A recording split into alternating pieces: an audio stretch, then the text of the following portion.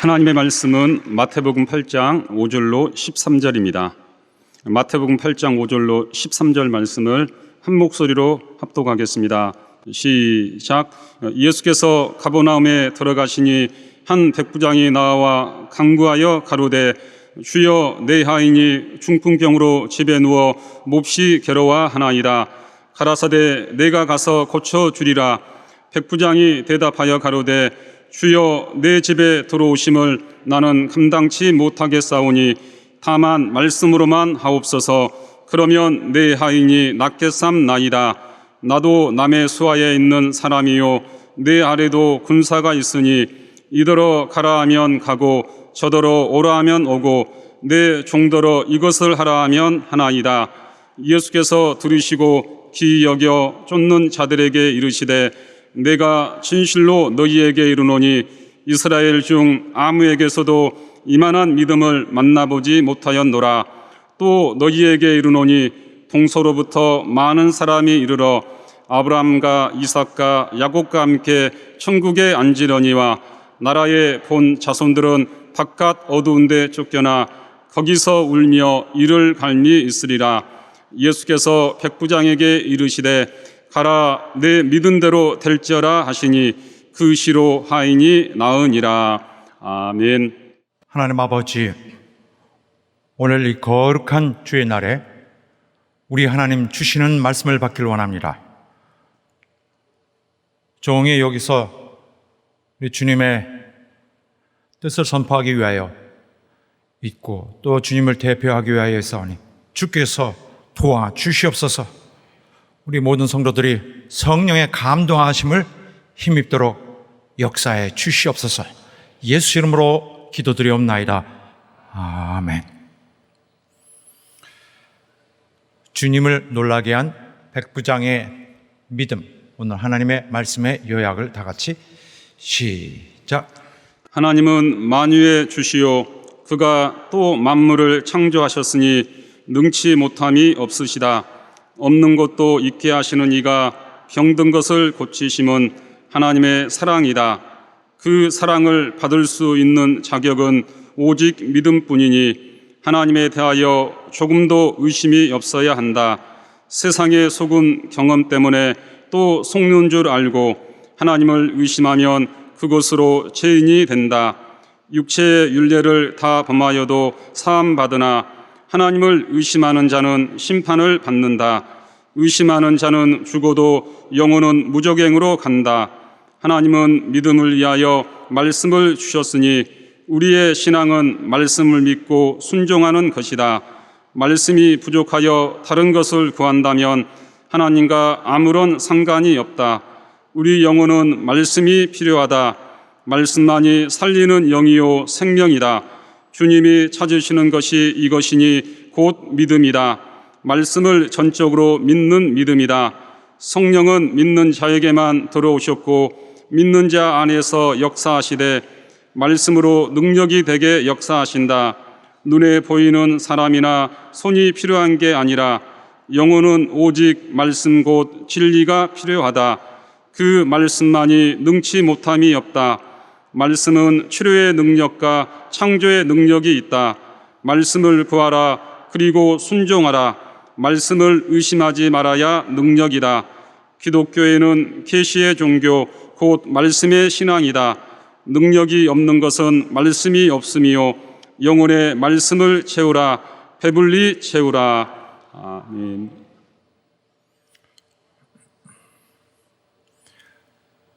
주 예수 그리스도께서 찾으시는 믿음이 있습니다. 주 예수께서 그런 믿음을 가진 자를 구원하시고 또한 천국으로 인도하시기 위한 것입니다. 그러므로 우리도 구원받고 또 더 나아가서 천국에 이르려면은 바로 주님이 찾으시는 그러한 믿음을 가진 자가 다 되어야 합니다. 그러나 신자들 중에도 많은 수가 바로 천국에 이르기까지의 수준은 이르지 못하게 됩니다.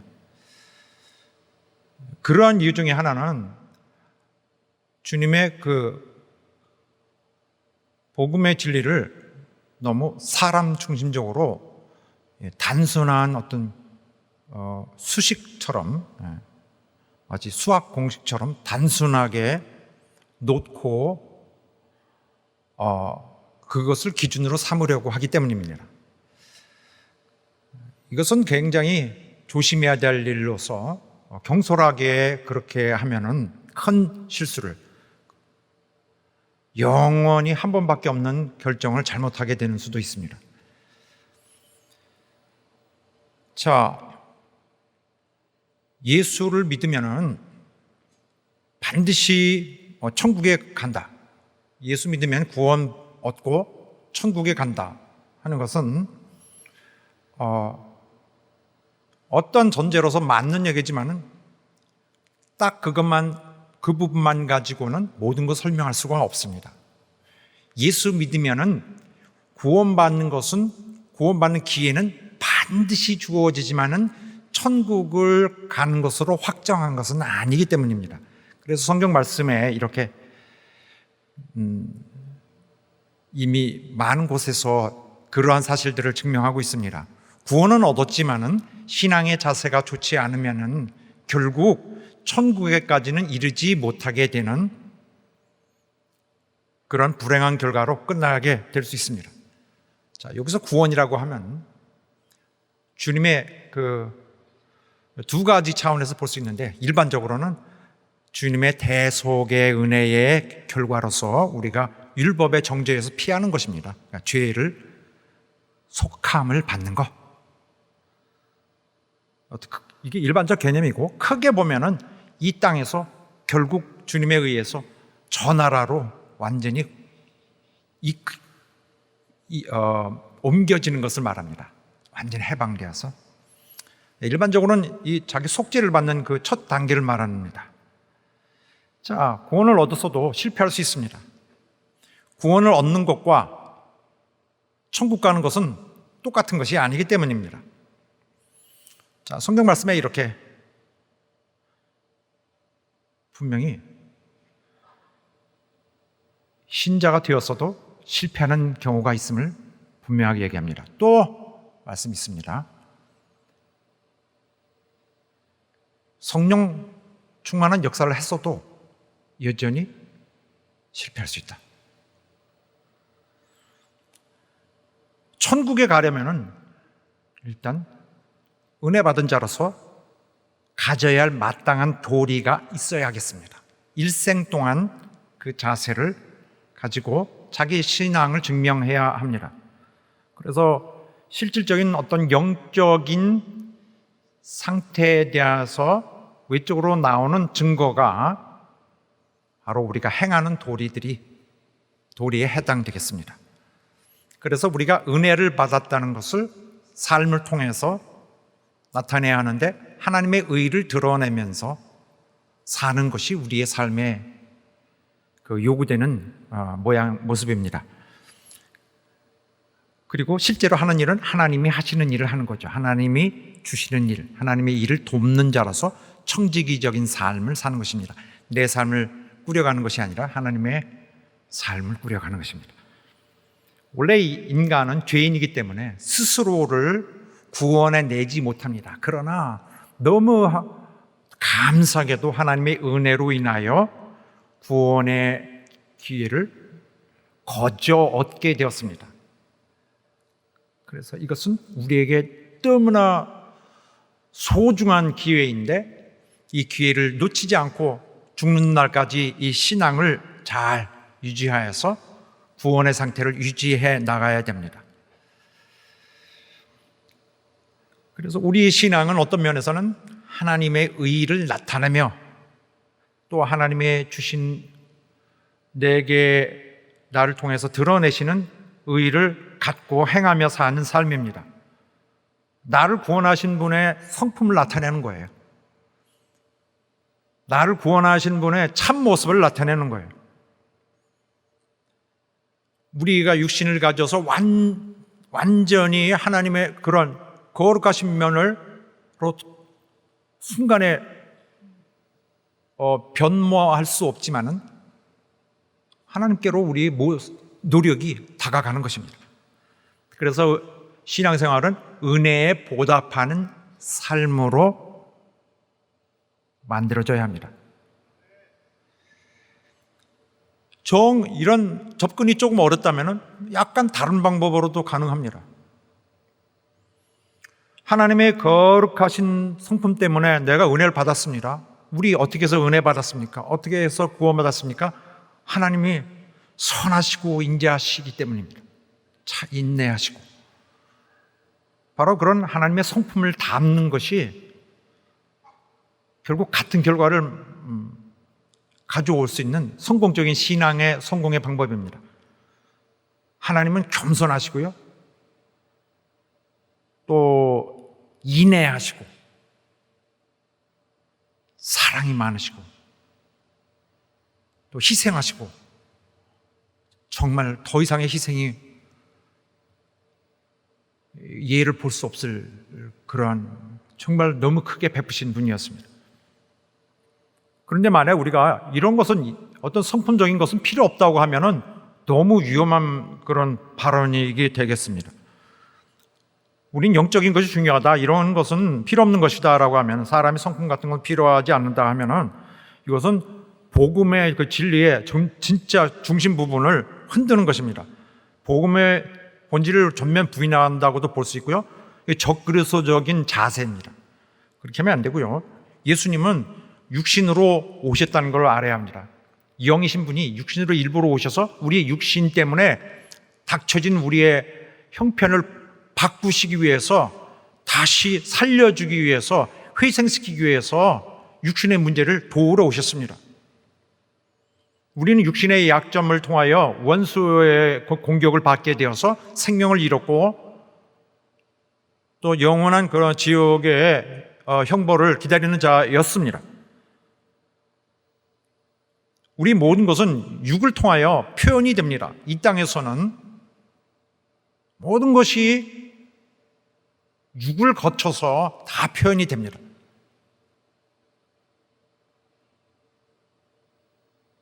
그러므로 우리의 삶 전체가 영적입니다. 주님은 육체로 오셔서 100% 영적으로 지내다 가셨습니다. 어떻게 해요? 모든 것을 육으로 행하시고, 육으로 아프시고, 육으로 시달리시고, 육으로 이루시고, 육으로 승리하시고 가셨습니다. 그러므로 진짜 예수님 가신 길이, 또 우리에게 처해진 오늘의 현실이 우리에게 영적 실상입니다. 그러므로 이런 성품으로 나타내는 덕, 우리의 하나님 닮은 성품으로 나타내는 덕을 빼면은, 이건 아니다 빼면은 신비주의입니다. 그렇죠? 아무것도 없는 그 진공 상태에서 그냥 생각만 있는 그거죠.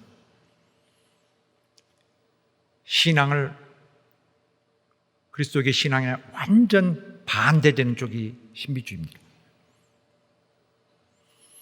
어쨌든 그리스도의 복음이 성도들을 인하여 온 세계를 이렇게 계속 몰려오고 있어 왔습니다. 그래서 우리를 포함하여 많은 사람들의 영혼이 구원되고 신앙생활은 시작됩니다. 그리고 그 믿는 날부터 우리는 천국에 가기 위한 자가 되기 위해서 결과론적이지만은 천국 가기 위한 그때부터의 노력이 시작됩니다. 그래서 행실의 변화와 마음의 변화 그리고 행실의 변화를 계속 가져오고 있게 됩니다. 성령이 그 사람 속에서 그거를 도와주십니다. 그 사람이 실제적인 변화를 있게 하기 위해서 그 사람의 마음을 바꾸시고 그 자가 거룩한 자로 되어서 천국에 이르도록 우리가 죽는 날까지 성령이 도우십니다. 그런데 만약에 이런 예수 믿는 자로서의 변화된 그런 어떤 성질을 갖는, 변화되기를 거절하는 자가 있다면 이 사람은 복음에 대해서 굉장히 오해하고 있는 것입니다. 그래서 본질을 떠나서 외곽에서 헤매고 있는 자인 것입니다. 이거 굉장히 조심해야 합니다. 무슨 일이 있어도 이 복음의 핵심에서 벗어나면은 우리는 구원도 얻지 못하고 천국에 이르지 못할 자가 되게 될 것입니다. 그러므로 예수 믿을 때는 단지 인식이나 단지 인식으로 충분하다고 보면 안 됩니다. 정신적 인식, 어떤 정서적 동의 이런 것이, 또 소속감 이런 것이 아니라 현실입니다. 그래서 그런 소속감, 충분하다 이렇게 생각하면 안 되고 조심히 우리 먼저 성경이 명확하게 제시하고 있는 바 우리의 신앙의 그런 의미를 잘 정리해 나가야 할 것입니다. 많은 사람이 구원은 거저 얻습니다. 어떻게 해요? 가만히 있는데 누가 와서 전해주길래 믿었더니 갑자기 내가 그 사실을 인정했더니 나의 모든 것이 바뀌고 나의 삶이 바뀌고 온 세상이 바뀌고 나의 비전, 영원한 비전이 바뀌는 것입니다. 가만히 있다가 그랬어요. 오늘 천국까지 그냥 주어지니까 이제부터는 주님을 위해 살아야 되는 나의 거룩한 삶, 주님께 드릴 나의 조그만 삶이라는 패키지로 있는 내 고백을 드려야 돼요. 사랑하는 여러분, 믿는다는 뜻을 잘 가져야 할 것입니다. 믿는다. 예수를 믿는다는 것이 진짜 무엇인지를 알고 얘기해야 됩니다. 그런데 우리가 성경에 보면은 로마서 같은 데 짧게 정리가 되어 있습니다. 예수를 믿고 입으로 시인하고 마음으로 믿으면 된다. 또 예수 이름을 부르는 자는 구원된다. 이렇게 얘기합니다. 너무 간단하죠. 그러나 거기에는 예수를 믿는다는 것 자체가, 예수를 시인한다는 것 자체가, 예수를 마음에 믿는다는 것 자체가 거기에 사실 그런 많은 것을 포함하여 포괄적으로 전제하고 있습니다. 거기 조건이 들어있는 거예요. 단지 마음으로 믿어. 예수를 시인하면 예수 그리스도다. 끝! 이 사람은 천국 갈 수 있습니까? 아닙니다. 그러한 신앙 고백하는 자, 그렇게 주를 그리스도라고 부르는 자, 그를 마음에 믿는 자는 보여줘야 되는, 증명해야 되는 진짜 중요한 부분이 또 있는 것입니다. 그래서 성경에 나타난 이러한 어떤 명제들은 간단하게만 설명했을 뿐입니다. 그래서 믿는다는 것에 일단 믿는다는 어떤 행위에 숨어 있는 포함되어 있는 어떤 퀄리티는 이런 것이 있습니다. 죄성을 깨닫는 자, 죄성을 깨닫고 자기 죄인임을 깨닫고 하나님의 도움이 절실할 수밖에 없는 이런 상황을, 그래서 죄의 구속력에서, 죄의 공격에서, 속박에서 벗어나기 위해서 하나님이 절대로 필요하고 주님의 은혜에 의지해야 하는 이 사실을 포함하고 있는 거예요. 그런 상황을. 그래서 이제부터는 하나님의 의를 나타냄으로써 구원받은 자인 것을, 구원이 자기에게 임했음을 증거하는 삶, 주의 주시는 사명을 감당하며 사는 삶, 이런 사실들이 맥락적으로 중요한 것만 다 이렇게 말씀드려봤는데 이거 다 포함된 것입니다. 예수를 마음에 모신다는 것을. 예수님이 구약교회에, 그러니까 무한 역사로 이어진 이스라엘의 신앙의 길을 한마디로 주님이, 그러니까 주님이 오셨을 때 단번에 평가를 하시고 단번에 실망하시고 말씀하셨습니다. 그 전에 먼저 이스라엘 역사 내내 선지자를 통하여 하나님이 하신 것은 바로 실망이었습니다. 구약교회에 계속 경고하셨는데, 경고의 내용이 뭐냐? 너희는 죄인인데 너희 신앙 자세가 옳지 않다. 너희는 죄인인데 너희 삶이 옳지 않다. 돌이켜라. 내게 돌아오라. 이것입니다. 우리가 오늘 복음 전파할 때 하는 것과 거의 모든 면에서 그리 다르지 않습니다. 예수께서 오셨을 때 바로 그거예요. 너희는 죄인인데 정말 태도가 옳지 않다. 너희 마음이 옳지 않다. 그래서 주님이 그렇게 판단하시고 심판을 내리셨어요. 그렇기 때문에 이스라엘 전체는 주님으로부터 비판을 받았습니다. 하나님으로부터 정말 따가운 심판을 받은 것입니다. 그 결과로 그리스도께서 오셨을 때 그들이 그러한 자신의 그 민낯을 다 보임으로 인하여서 오랫동안 누려왔던 특권은 압수되어 버렸습니다. 빼앗겨 버린 것이죠. 주님 오셨을 때에 그들이 오랫동안 누려온 그런 특권을, 유대인으로서의 특권을 빼앗기는 대참사를 겪어야 말았습니다. 그래서 믿는다는 것은 이렇게 주님 마음에 고민되고 있는, 주님이 찾으시는, 주님이 구원하려고 하시는 그 마음과 조화되는, 부합되는 그 심령을 잘 무엇인지를 알고 우리가 그런 심령을 갖도록 해야 하는 것입니다. 그래서 믿는다는 건 하나님이 참으시고 인내하시고 구원하신다는 그 복음의 배경을 한꺼번에 담고 있어야 합니다. 하나님은 우리를 지옥에 가지 않게 하려는 것이다. 그 자체를 알아야 돼요. 그런데 너무 그냥 수학 공식처럼 뭐뭐는 뭐뭐다 간단하게 하고 그 어떤 명제에 전제되고 있는 그런 내용은 무시한 채 필요한 것만 사람의 관점에서 추려내서 거기만 매진한다면 그리스도교의 신앙은 굉장히 왜곡될 수 있습니다. 그래서 예수 믿으면 구원받는다. 이거는 천국을 보내준다는 것, 천국 가는 것이 확정됐다는 것과 마찬가지구나. 그렇진 않죠. 그래서 주의 공로에 어떤 확실성을 주장하다 보니까 어떤 부분에서, 신학적인 부분에서 설명하다 보니까 너무 다른 부분까지 과다하게 과장된 그런 이유가 있습니다. 그래서 잘못 이해하면 신앙생활, 영원한 신앙생활을 실패하게 됩니다. 우리에게 있는 한번 나 영원이라는 시간을 견뎌갈 수 있을까? 행복해야 하는데 영원히 불행으로 지낼 수 있을까? 누구도 견딜 수 없을 것입니다. 실패하지 말아야 합니다. 이스라엘도 우리와 똑같은 신앙의 여정을 온 것입니다. 그래서 가까이 보면 조금 여러 가지 문화적이나 시기가 좀 다르지만은 결국 큰 이 구조로 보면은 우리랑 똑같은 신앙생활을 한 것입니다.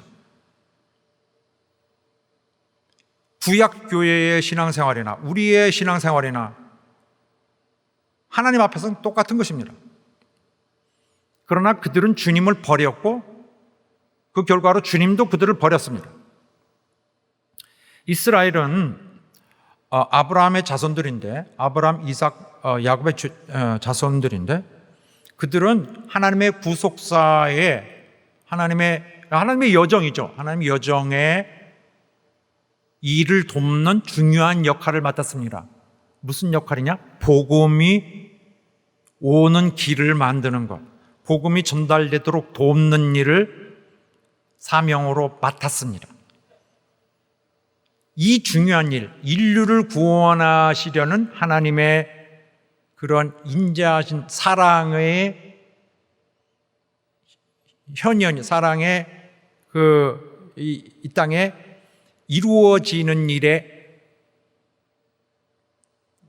일을 하도록 사명을 맡은 엄청 특권을 가졌는데, 그렇기 때문에 하나님을 등에다 모시고 자랑스럽게 일을 할 수 있었던, 그런데 하나님의 뜻을 완전히 무시하고 하나님의 마음을 무시하고 자기들의 신앙을 만들었습니다. 자기들의 마음에 맞는 신앙, 별개의 종교를 만들어 버렸습니다. 그 결과 어떠한 영적으로는 완전히 타락되었죠. 그러면은 결국 이 보여지는 모습은 어땠습니까? 그들은 굉장히 거만했습니다. 또 성품이 악했어요. 그 성품이 예수 그리스도를 면전에서 박해하고 그를 배척했습니다. 그들의 악한 성품은 주님을 배척하는 직접적 도구가 되었습니다. 그들의 임금이시고 그들의 하나님이 자기 백성 앞에 나타나셨는데 그들은 주님을 굉장히 핍박했습니다. 그를 거절했습니다. 그들의 악한 성질과 주님의 선하시고 은혜로우신 성품이 도무지 대화에도 행실에도 생각에도 마음에도 맞지 않았습니다. 너무 많이 차이가 나는 그들의 성품에 대해 주님은 굉장히 놀랐었습니다. 우리도 신학 교회로서 이와 비슷한 일단 처음 기회를 갖게 되었는데, 교회로서 우리의 일은, 그들은 복음을 준비하는 것이지만 우리의 일은 복음이 가져올 은혜를, 구원을 전하는 일입니다. 이것은 이 타락한 세상에서 하나님의 것을 전하는 것입니다. 하나님의 의로운 모습을 전하는 것입니다. 그래서 우리의 겸손과 선한 행실이 바로 하나님의 빛을 받은 자로서 하나님의 계심을 증거해야 합니다. 그래야 우리는 하나님의 베푸신 은혜를 부끄럽지 않게 하는 자가, 도리를 하는 자가 되죠. 그러나 예수 믿으면서도 여전히 예수 믿기 전에 성품을 갖고 있다면, 그러한 차가운 성품을 갖고 있다면 하나님을 증거하는 자가 아닌 것입니다.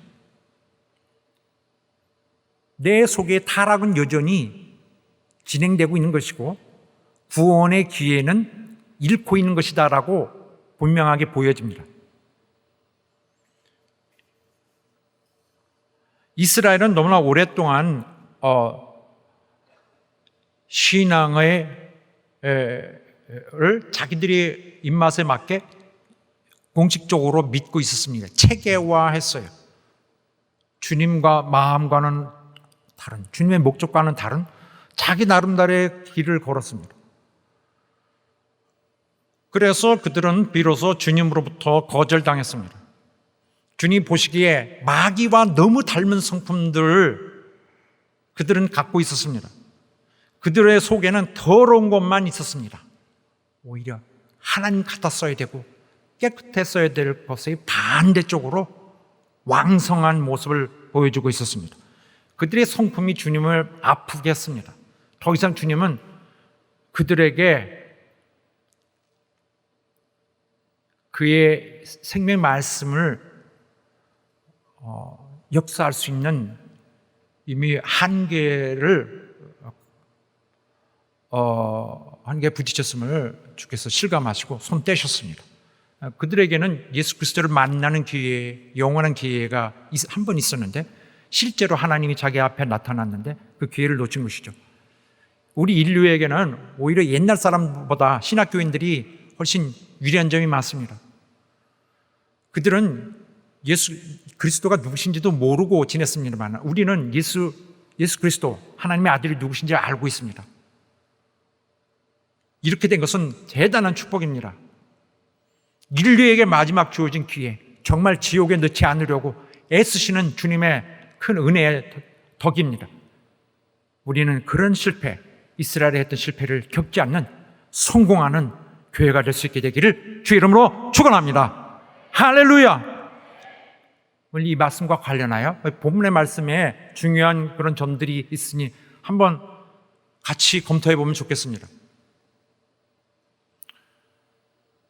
예수께서 문둥병자를 고치신 다음에 가버나움으로 가셨습니다. 가버나움은 예수님의 제2의 고향, 어쩌면 마음의 진짜 고향 같은 곳이죠. 복음 선교지입니다. 복음 전도의 중심적인 곳이었는데 거기에 가시니 한 백부장이 예수께 나왔습니다. 백부장이라는 것은 로마 군대에서 한 100명쯤 되는 보병 군사들을 지휘하는 지휘관입니다. 오늘날 우리에게는 군대의 중대장 정도 됩니다.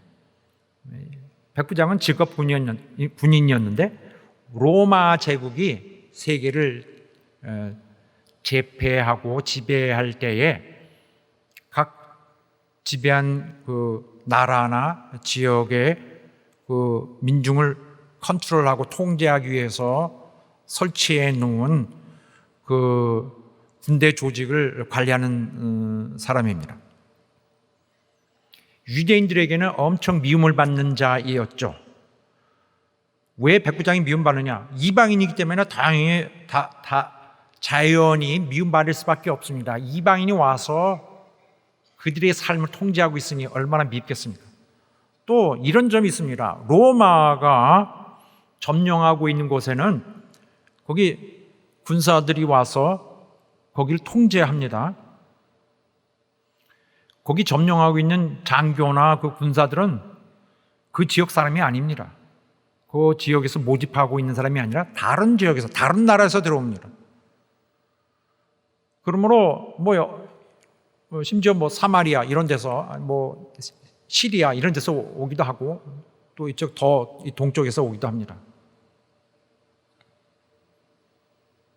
그러므로 그 군인들은 연고지도 없어요. 아는 친척 친구도 없고 굉장히 잔인할 수 있습니다. 어떤 다른 인정에 마음이 방해받거나 그런 게 없습니다.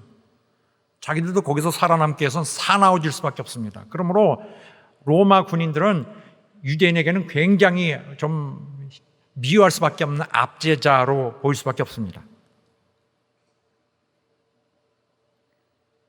그들에게 민중에는 굉장히 한이 될 수밖에 없는 정말 눈에 가시 같은 자들인데, 그러나 이 놀라운 점이 있습니다. 가버나움에 있는 이 백부장은 유대인들에게 매우 존경을 받는 자였다라고 누가복음이 증거하고 있습니다. 이 백부장은 유대인들을 위해 회당을 건립하기도 하고, 이방인이면서도 그럴 필요가 없는데도 유대인들에 대해서 많은 사랑을 베풀었습니다. 마음이 따뜻한 사람, 많은 선행을 베풀어서 그는 유대인들로부터 오히려 미움을 받는 것이 아니라 오히려 많은 존경을 받았습니다. 이 백부장은 하나님을 두려워하는 사람이었습니다.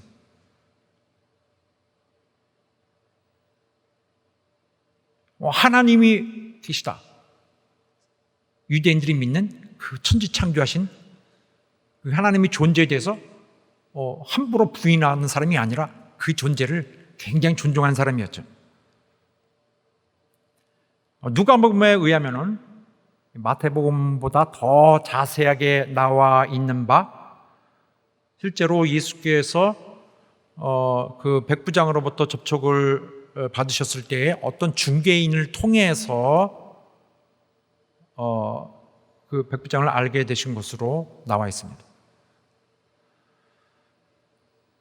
그 백부장이 직접 예수께 와서 이렇게 할 수 있는 사회적 상황이 아니었죠.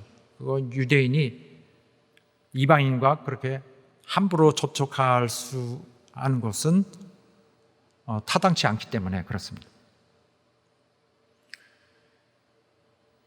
자, 어쨌든 이렇게 백부장을 대신해서 온 자가 주께 요구합니다.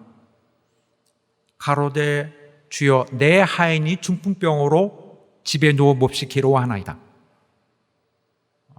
백부장은 유대인이 아닙니다. 그런데도 불구하고 예수께 와서 자기 하인을 고쳐주시기를 간구하였습니다. 주여 하면서, 주여 그냥 선생님 해도 되고요, 또 랍비여 해도 됩니다. 아니 일반적으로 하는 써 이런 식으로 부를 수 있습니다. 그런데 주라고 그랬습니다. 주님. 이건 아무리 저명한 사람 부를 때도 그렇게 부르지 않습니다. 굉장히 높여 부르는, 주님을 다르게 대하고 있는 것입니다. 자, 여기에 그 하인이라는 것은, 아픈 그 당사자인 하인은 이 원어로는 어린아이를 말하고 있는데, 사실 누가복음에 보면은 종이라고 말하고 있습니다. 노예인 거예요. 노예. 아픈 하인은 노예, 노비였습니다. 우리는 그 노예라는 것을 알고 있나요? 우리는 모릅니다. 잘. 여기 말하는 그 노비는 이런 TV에 나오는 그런 자들과 같지 않습니다. 정말로 완전히 가장 우리 생각하는 것보다 훨씬 낮은 사회 직급이 정말 짐승과 다름없는 어떤 물건과 다름없는 굉장히 비천한 계급입니다. 거기 어린아이가 그 노예 가정에 어린아이가 태어나서 그 가정 자기에게 속한 자가 된 것입니다. 그 아이가 죽게 되었는데 이 백부장이 걱정하고 있습니다. 어떤 병이었는지 자세히 모르지만 중풍병이라 그랬는데 마비가 되고 고통스럽고 이제 목숨을 위태롭게 하는 그런 것이겠죠. 그런데 이 당시 상황을 볼 때 이 백부장은 이 노예이기 때문에 무시해도 좋은 자를 위해서 걱정하고 있는 것입니다. 죽게 나와서 고쳐주시기를 바라고 있는 것입니다.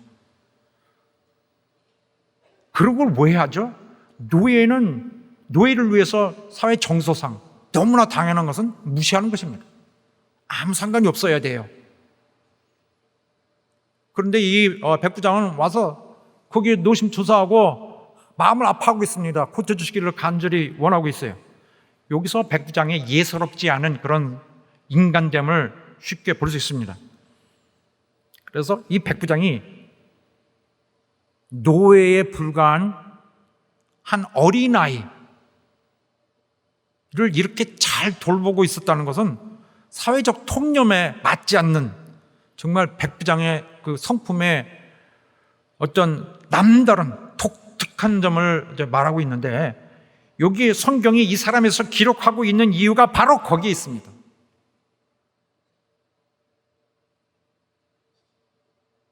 그럴 필요도 없는데 그 아이를 향한 안타깝고 따뜻한 사랑, 그는 전형적인 로마 군인의 모습과 완전히 다른 모습을 보여줍니다. 로마 군인에게 필요한 요구되는 그 어떤 성질이 뭐냐면은 그 좀 무자비함이죠. 로마 군인은 무자비한 것에 대한 상징입니다. 차가워야 되고 싸나워야 되고, 옛날 고서에 보면 클래식 이런 작품들에 보면은 과거 그 노예들을 어떻게 인식했나 하는 사회적 그런 인식을 좀 볼 수 있습니다. 예를 들어서 예수님 시대보다 조금 더 이런 시기이긴 하지만은 아리스토텔레스 같은 경우에는 뭐라 그랬냐면은 이 노예는 뭐 우정이나 무슨 뭐 정의 이런 거 없다. 그들은 그 주인과 노예 사이에는 공통점이 아무것도 없다. 노예는 살아있는 도구다. 마치 도구가 죽어있는 노예인 거와 마찬가지로 이렇게 말하고 있습니다. 그냥 도구예요. 또 로마의 어떤 법 전문가는 당시 그 노예 상황을 얘기하고 있는데, 노예의 삶과 죽음은 주인에게 달려있다. 당연히 그렇게 되는 것이 사회의 일반적인 상황이다. 또 어떤 로마 작가는 노예, 짐승, 그 다음에 마차, 수레 이런 것들에서 유일한 차이점은 노예는 말을 하더라. 또 삶이 좀 어려워지고 형편이 어려지면 빨리 물건 팔고 뭐 가구를 팔고 가축을 팔고 노예를 팔아라. 이래서 노예는 하나의 그냥 팔아도 되는, 아무 감정적인 부담 없이 팔아도 되는 것으로 여기고 있습니다. 이것은 사회 통념이에요. 너무나 당연한 것입니다. 그런데 여기 백부장은 다른 사람들이 당연하다고 하는 걸 하지 않습니다. 그는 그런 사람이 아니었어요. 정말 그는 사실은 이런 다른 면을 보자면은 정말 백부장 그 자체입니다. 경험도 많고 노련하고 능력 있는 전사였죠. 그렇지 않다면 백부장이 아닐 것입니다. 그러나 정말 그의 직함이 말해주듯이 그는 100명의 그 용병들 타지에 와서 그 조직을 꾸리고 남의 땅에 와서 그 민중을 지배해야 돼요. 그는 전사 중에 전사고, 정말 세상 말로 남자 중에 남자, 뭐라고 할까요? 군인 중에 군인. 굉장히 사나울 수 있고 무자비할 수 있는, 오히려 그렇게 해야만 되는 자가 이 죽어가는 노예 소년에 대해서 그렇게 정말 깊은 연민으로 아파하고 있습니다. 또 이 백부장은 그 문둥병자의 경우처럼 예수께 나왔을 때 그 부탁하기를, 치유를 부탁하기를 그렇게 강하게 하지 않은 것 같습니다. 그렇게 부탁하기를 어려워했던 것 같습니다. 왜냐하면 여기 보면은 본문의 말씀 보면은 이 아이가 굉장히 아픕니다 까지만 얘기했고, 오셔서 제발 오셔서 꼭 오셔서 고쳐주시옵소서라고 덧붙여서 언급하지 않았습니다. 다만 아픕니다 하고서는 그 이후에 주께서 당신의 뜻대로 하시기를 처분에 맡기는 자세를 보였습니다. 차마 오시옵소서를 노골적으로 요구하지 않았습니다. 보통의 경우는 그냥 졸랐을 것입니다. 주님의 형편은 어떻든 간에 그냥 와서 그냥 믿사오니 오시옵소서라고 졸라댔을 것입니다. 조르는 것이 믿음의 자세는 주님이 기대하시는 믿음의 자세가 아니었던 것 같습니다. 정말 이 사람은 주님 앞에 나올 때 뭔가 이 상당히 조심스러운 면이 있는데 자기를 주님 앞에서 굉장히 좀 비천하게 보고 있습니다. 자기를 무가치하게 보고 있습니다. 또 중요한 것은 그가 예수님을 직접 만나기를 어려워했던 것 중에 하나는 예수님을 곤란하지 않기 위한 것이었습니다. 유대인이 이방인과 쉽게 접촉하여 어떤 일을 함께 할 수 없습니다. 그런 상황에 대해서 조심함으로써 예수님께 어려움을 끼치지 않으려고 하는 그런 배려가 있습니다. 어쨌든 이 하인이 중풍병에 걸리게 되었는데, 중풍병은 지금도 고칠 수 없는 병입니다. 당시 어떻겠습니까? 중풍병에 걸리면 굉장히 고통을 겪고 몹시 고통을 겪고 계속 고통 속에 있다가 결국 죽고 마는 것으로서 도저히 고칠 수 없는, 지금도 고칠 수 없다면 그 당시는 어떻겠습니까? 그냥 죽고 마는 것인데, 이 백부장은 주님이 고칠 수 있다고 확실히 믿고 있었습니다. 이런 점은 정말 다른 상황과 더불어서 너무 이 백부장에 대해서 달리 다른 어떤 그러한 성품을 보여주는 그런 면입니다.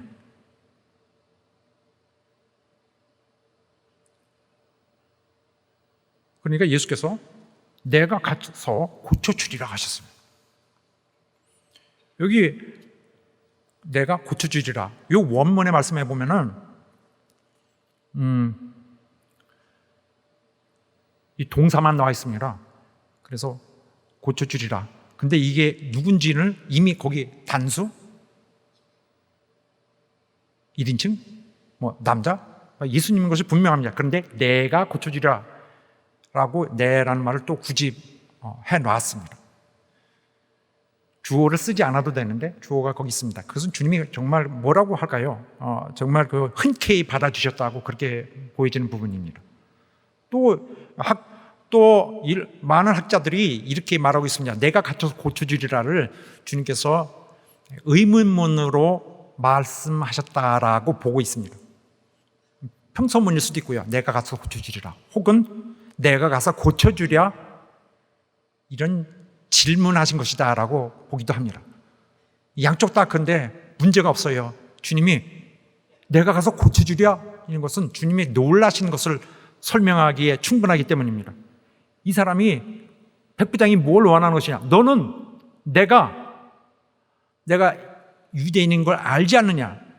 근데 너는 내가 유대인인 것을 알고 있을 텐데 너희 집으로 가서 도와주기를 원하고 있는 거냐? 맞니? 라고 확인하는 그런 놀라는 것입니다. 너희 집에 가랴? 결국 주님은 기쁜 마음으로 가셨어요.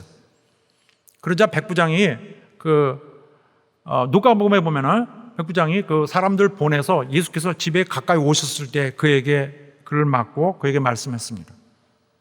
이미 한참의 거리를 주께서 이제 걸어 오신 것으로 되어 있는데,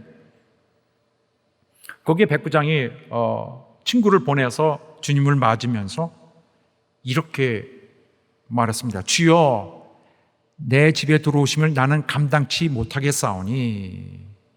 자, 우리 한번 거기 읽어봅시다. 주여, 시작. 주여, 내 집에 들어오심을 나는 감당치 못하겠사오니. 다만 말씀으로만 하옵소서. 그러면 내 하인이 낫겠사옵나이다. 네. 그래서 나는 감당치 못하겠사오니, 이것은 성경적으로 뭘 말하냐면은 어떤 권위 있는 대상이 있을 때 스스로 거기에 비추어서 내가 굉장히 무가치함을 느낄 때 하는 말입니다.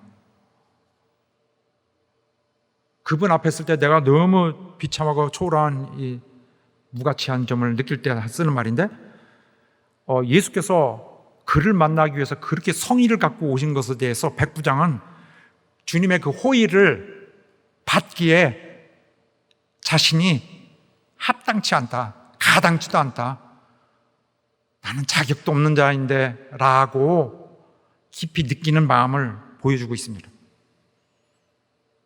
예수님은, 그분은 거룩하시고 자기는 죄로 물든 자다, 이렇게 보고 있는 것입니다.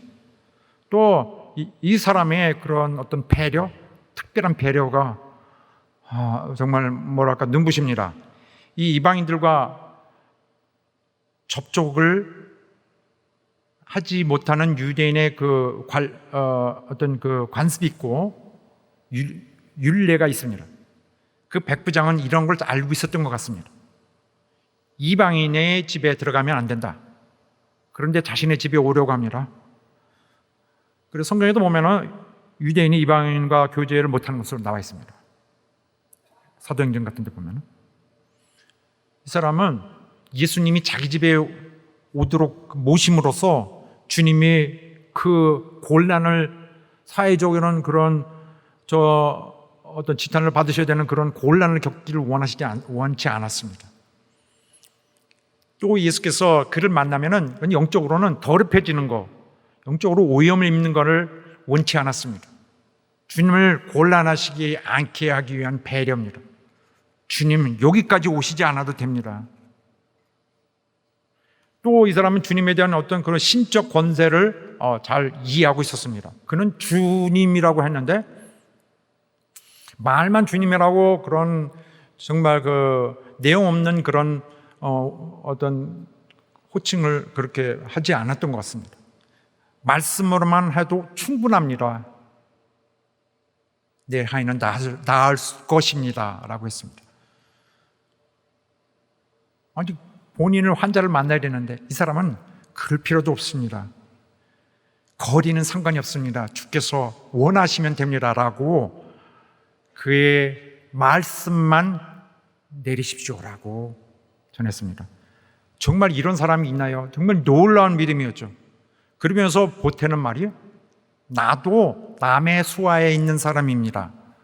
다른 말로 하면 나는 로마 제국의 장교인이라, 로마 황제가 위임한 그런 지위를 갖고 있습니다. 이 사람은 권한을 위임한다는 말이 어떤 것인지를 잘 알고 있습니다. 권세가 무엇인지를 알고 있습니다. 이 사람은 로마 황제가 위임한 그 권세를 받은 자입니다. 같은 로마 안에 있을 때는 백부장의 명령은 로마 황제의 명령과 같은 것입니다. 백부장을 거절하면 로마 황제를 거절하는 것 같이 똑같이 그렇게 이해됩니다. 그것이 로마가 세계를 지배하는 그 어떤 정책적인 방법이었고, 이런 명령 체계를 예수님께 적용하고 있는 것입니다. 자기가 이 권세 아래에 있어서 자기가 권세할 때는 황제의 권세를 갖고 임하게 되는데 자기도 예수님을 똑같이 생각하고 있는 것입니다. 이분은 최소한 하나님이 직접 보내신 자다. 하나님의 권세를 입은 자다. 그러므로 이분이 하는 것은 하나님의 권세를 그대로 주장하고 계시는 것이다. 그렇다면은 이 세상의 창조주 하나님의 어떤 세상을 지배하는 그 권위는 질병을 이기는, 또 질병을 일으키는 악령들을 물리치는 이러한 힘이 있는 건 너무나 당연하다. 그는 이 영적 세계, 초자연적 세계 모든 걸 포함해서 제 최상위권의 권세를 힘입고 있는 자다. 위임받은 자다. 이스라엘은 병은 악한 영에 의해서 온다고 믿고 있습니다. 놀라운 믿음이죠. 그러니 당신의 권세를 명하여 주옵소서 라는 것과 똑같은 것입니다. 그렇다면 굳이 내 집에 들어오셔서 당신이 더럽힘을 당하면서까지 도우시려고 애쓰시지 않아도 됩니다. 예수께서 들으시고 쫓는 자들에게 이르시되 내가 진실로 너에게로 노니 이스라엘 중 아무에게도 이만한 믿음을 만나보지 못하였느냐. 예수님 깜짝 놀랐습니다. 많은 유대인들이 예수님을 믿었었습니다. 그런데 그중 아무도 이 백부장이 갖고 있는 그런 신실함, 또 세심함과 그런 배려, 또 그 겸손함, 또 사랑인데 자기가만 사랑하는 걸 사랑한 게 아니라 인애, 불쌍히 여기서 사랑하는 그 따뜻함, 기본적으로 따뜻함, 또 그 믿음의 깊이, 남들처럼 자기 입장에가 아니라 하나님에 대한 그 깊이 있는 그 통찰력, 이런 걸 보여준 사람이 없었습니다.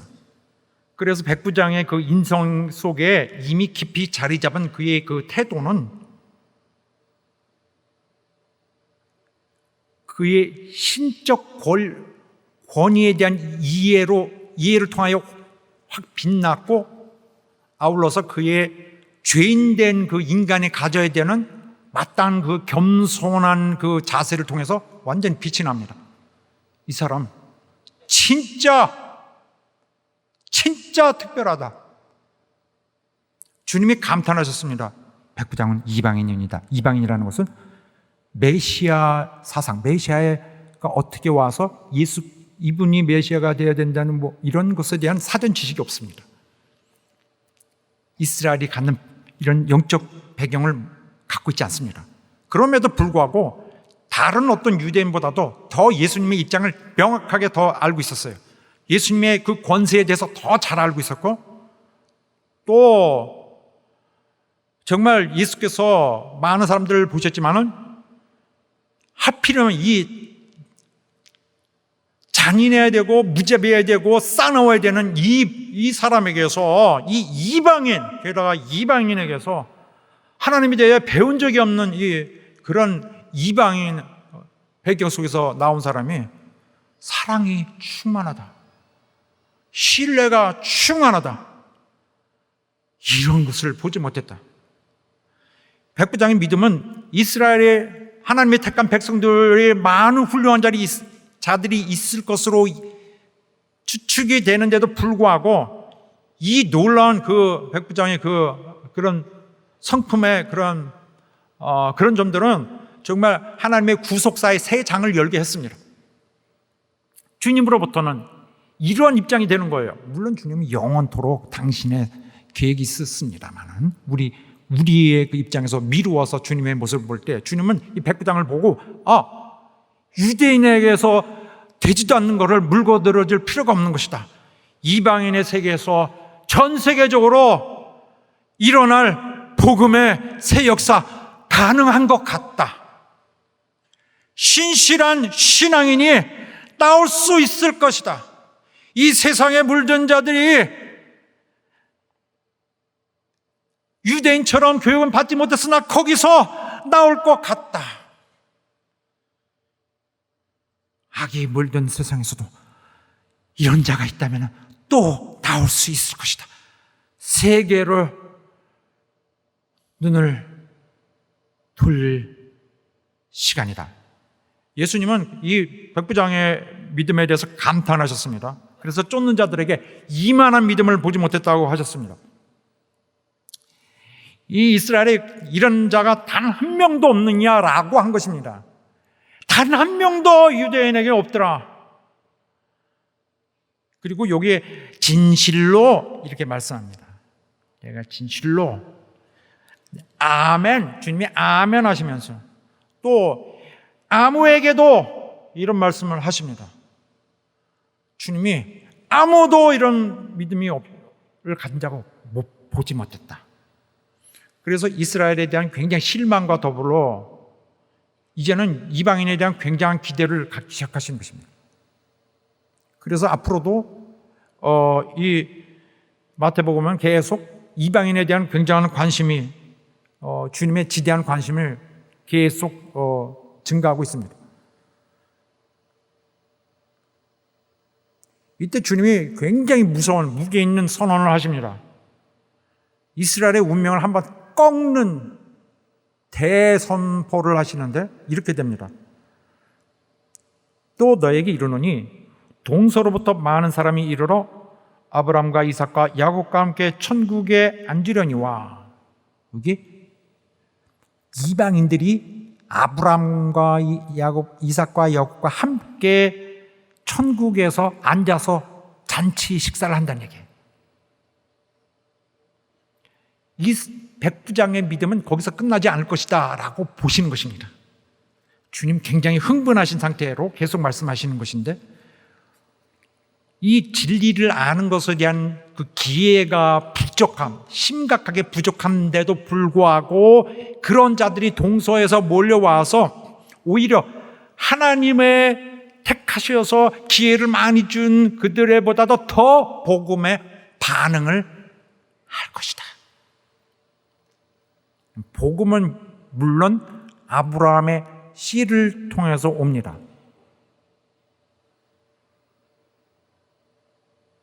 그래서 유대인들은 하나님께서 메시아를 보내시고 복음을 보내시는 일에 굉장히 중요한 역할을 했습니다.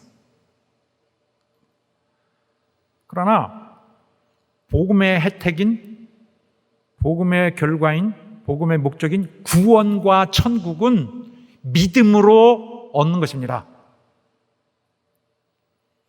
아브라함이 됐건 이삭이 됐건 야곱이 됐건 또 어떤 유대인이 됐건 간에 그가 하늘나라에 있다면 그는 아브라함이나 아브라함 자손이기 때문이 아니고 믿음이 있기 때문에, 구원하는 믿음 때문에 거기 있는 것입니다. 주님이 찾으시는 그 믿음 때문에 거기에 있게 될 것입니다. 그래서 예수께서 유대인들에게 하신 이 말씀은 유대인들은 완전히 깜짝 놀라고 완전히 그들의 마음을 진짜 청천벽력처럼 다 완전히 싸그리 깨뜨리는 말씀입니다. 랍비들은 그렇게 가르치지 않았거든요. 랍비들은 하늘에 이런 랍비들이 사용하고 있는 많은 그 외경이라든지 이런 지침서, 교육서에들에 보면은 천국에서 잔치가 있을 것인데 엄청 잔치가 있는데 거기에 한 가지 중요한 점이 있습니다. 굉장히 중요한 점, 유대인들에게는 너무너무 중요한 점, 뭐냐면 이방인이 하나도 없다. 이방인이 하나도 없다. 그래서 유대인들은 자기들의 그 유대인됨을 굉장히 기대하고 있고 자랑스러워하고 있는 거예요. 그러나 예수께서 거기에 많은 이방인이 함께 있을 것이다. 그래서 이것은 유대인은 회개하지 않았습니다. 그들은 회개하지 않고 오히려 이방인들에게 똑같은 기회를 주시는데 똑같은 회개의 기회를 주시고 이방인들은 반응할 것이다. 하나님이 유대인들에게도 회개의 기회를 주셨다.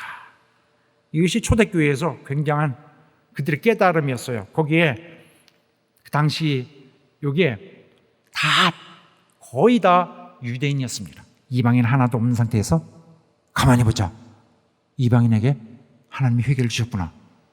깜짝 놀랐습니다. 12절 계속합니다. 나라의 본 자손들, 원래 유대인들은 바깥 어두운 데서 쫓겨가서 거기서 울며 이를 갈미 있으리라.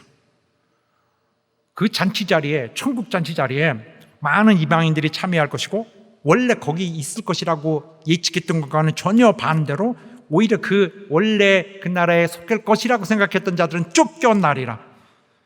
그들은 많은 특권이 있었으나 회개하지 않았기 때문에 자격이 박탈당하게 됩니다. 그래서 하나님의 그 빛으로부터 분리가 되게 되고 그들은 바깥 어두운 데 처하게 됩니다. 그래서 거기서 이를 갈며 그 어둠 속에서 그 공포 속에서 영원히 고통을 받으며 지내게 될 것입니다. 유대 전통에 그 게헨나, 그 지옥이 있습니다. 지옥에 대한 그 상식을 주님께서 그대로 말씀하십니다. 그 지옥은 어떤 것이냐? 바깥 어두운데. 왜 어두운 데라 그러나요? 거기 조명이 좀 어두운가 보죠? 아니면 하나님과 멀기 때문에 그렇게 표현한 것입니다. 경계받을 죄인들은 이방인이 아닌 오히려 백부장과 같은 믿음이 없는 자, 죄인은 백부장이 갖고 있는 믿음과 같은 믿음이 없는 자들이 될 것이다 라고 주님이 이렇게 밝게 말씀하시고 계시는 것입니다. 그래서 이스라엘이 갖고 있던 그 아브라함의 자손이라는 그런 이점은 천국을 전혀 보장하지 않습니다. 이들은 하나님의 아들이라고 자랑하고 우리도 나 예수 믿는 자다, 나 하나님의 아들이라고 자랑하고 있지만은 이스라엘과 똑같은 경우가 될 수 있습니다. 사단의 아들로 주님이 오히려 다르게 볼 수 있습니다. 그러면 하나님이 주신 약속들이 다 취소당하고 신의 축복이, 하나님의 축복이 몰수당하고 그리고 영원한 나라에서 차단될 수도 있습니다. 천국의 바깥은 성경에 나와 있는 바깥 어두운데 이거 약간 조금 안 좋은 데인가 보다 아니라 지옥입니다. 캄캄한 곳. 또 유다서에도 자기가 천국에 들어갈 신자라고 굳게 믿고 있지만 신자라도 하나님 찾고 계시는 그 믿음이 아니면 천국에 갈 수 없습니다. 하나님의 빛이 없는 하늘나라 바깥 어두운 곳으로 쫓겨나게 될 것입니다. 예수께서 그 백부장에게 이르시되 이제 내 믿은 대로 될지어다 하고 선언하시고 그 시로 하인이 나았다고 했습니다. 그 믿음을 기뻐하시면서 주께서 그 하인을 치료하셨는데 주님께는 놀라운 체험의 영광스러운 한 날이었습니다. 주님이 찾으시는 믿음을 가진 성도 여러분 되시길 주 이름으로 축원합니다. 신실한 믿음으로 우리 주님 앞에 나올 수 있는 여러분 되시기를 주 이름으로 축원합니다. 사랑, 하나님은 닮아가는 거예요. 하나님 같은 사랑, 따뜻한, 신뢰하고 배려하고 헌신하고 하나님의 거룩하심과 닮아서 따라가는 것입니다. 우리가 하나님의 그 큰 사랑의 은혜를 받았고 이제는 원래 하나님 같은 모습으로 원래 하나님의 온 세계를 기획하셨던 모습으로 우리가 돌아가야 할 것입니다. 천국으로 인도할 자를 위하여 주님께서 찾으시는 그 믿음을 가진 우리 성도 여러분 되시길 예수 이름으로 축원합니다. 함께 기도합시다. 기도할 때에 우리도 우리 주님이 찾으시는 그 믿음을 가진 자가 되기 원합니다. 내 신앙 내가 만들어가지 않고 내 마음대로 내 종교 만들지 않고 우리 하나님의 마음 합당하게 우리 하나님의 생각에 합당하게 우리 하나님을 구원하시려는 그 인내의 마음에 화합되게 우리 심령이 바뀌기를 원합니다. 주님이 원하시는 그 믿음을 가진 자, 주님이 구원하시기를 원하는 자 되기를 원합니다. 우리를 받아주시고 우리를 변화시켜 주시고 우리 신앙을 주장하여 주시옵소서. 다 같이 합심하여 기도하겠습니다.